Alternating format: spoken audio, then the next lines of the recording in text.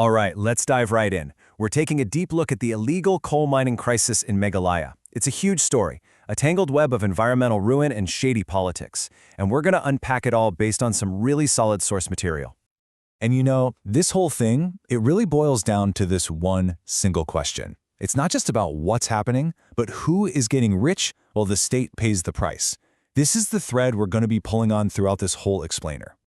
And to give you a sense of just how serious this is, the source material we're looking at uses this incredible metaphor.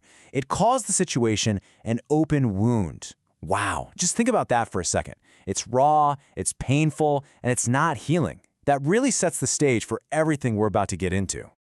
So you've got to understand, this isn't just one problem. It's two massive issues that are completely tangled up together.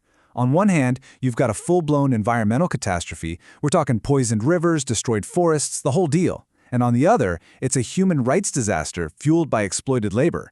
The crazy part is each problem just makes the other one worse. It's a total vicious cycle.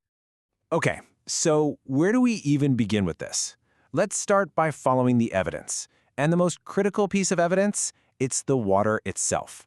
Seriously, what's happening to Meghalaya's rivers is like the clearest, most dangerous symptom of this whole crisis. But how, right? How does digging coal out of the ground actually make the water toxic or even disappear? What's the actual scientific connection here? We've got to get this part because it's absolutely key to understanding just how bad the damage really is. Well, it all comes down to this one thing: acid mine drainage. That's the technical term, but really it's the smoking gun. It's basically a toxic soup of chemicals that just leaks out of these mines. And yeah, it's exactly like the poison bleeding from that open wound we were just talking about. And here's how it works, step by step. First, this so-called rat hole mining, which is just as dangerous as it sounds, exposes coal that's full of sulfur. Then, when air and water hit that sulfur, boom, you get a chemical reaction. This creates a super toxic acidic runoff that's loaded with heavy metals. And finally, all that gunk flows straight into the rivers. It kills the fish, it makes the water completely unusable. It's literally poisoning the lifeblood of the entire state. Okay, so we've got the how. We know how the environment is getting poisoned. But that leads to the much tougher question, doesn't it? The who. Who is actually responsible for all this? Let's peel back the layers and look at the power players here. So what our sources tell us is that this isn't just one bad guy. Nope, it's a whole network, a powerful three-way partnership. You've got the mine owners, obviously. Then you have these transport mafias who control how all this illegal coal gets moved around.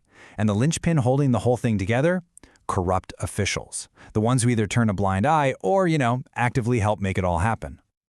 So when you see a network like that, you have to ask, why? Why does this keep happening when everybody knows it's illegal and destructive? The answer is, well, it's what you'd probably guess. It is all about the money. And this is where things get really wild. Look at this contrast. On paper, you have the law.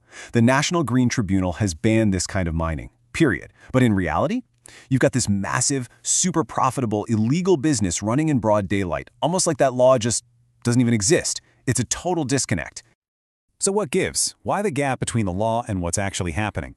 The source material we're drawing from puts it pretty bluntly.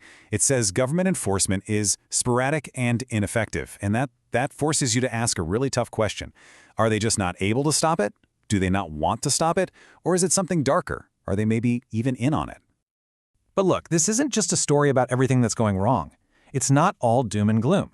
The sources also lay out a roadmap, a way for people to actually fight back.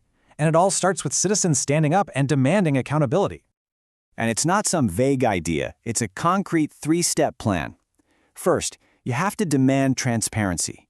We need a public record of who is getting arrested and what actually happens to them. Second, we can all become watchdogs. Use your phone, use satellite maps, whatever it takes to expose these illegal mines in real time. And third, throw your support behind the groups that are already in the trenches, the ones fighting this battle in court and on the ground.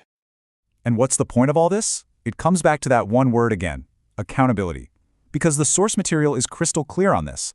Unless the government and the mining mafias are held responsible for what they're doing or not doing, nothing is ever going to change. It's that simple. And that's what we're left with, isn't it? This is the question at the very heart of this entire situation. When accountability just isn't there, and when powerful networks are allowed to profit with no consequences, who really ends up paying the price? Well, in Meghalaya, the answer is painfully clear. It's the people and the environment they depend on, and that's a price that is just getting way, way too high.